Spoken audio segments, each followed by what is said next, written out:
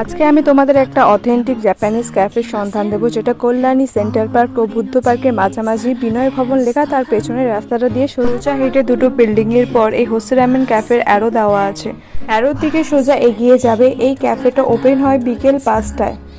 ক্যাফের বাইরের অ্যাম্বিয়েন্সটা যতটা সুন্দর, ভেতরের অ্যাম্বিয়েন্সটা ঠিক ততটাই সুন্দর।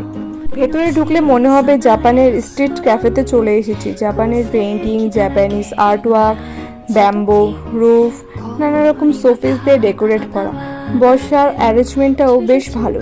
আমরা ছোটবেলায় বেশিরভাগই জাপানিজ কার্টুন দেখে বড় হয়েছি, তাই জাপান নিয়ে আমাদের মনের মধ্যে একটা বিশেষ কৌতূহল তো থাকেই। যদি পকেট ফ্রেন্ডলি কোনো জাপানিজ খাবার ট্রাই করতে চাও, তাহলে তোমরা অবশ্যই হোসে রামেন ক্যাফেতে আসতে পারো। এখানে নানা রকম জাপানিজ খাবারের নাম সহ ফটো দেওয়া আছে। আর এই সব কিছু মিলে এই ক্যাফেটাতে একটা অ্যাস্থেটিক ভাইব তো ছিলই।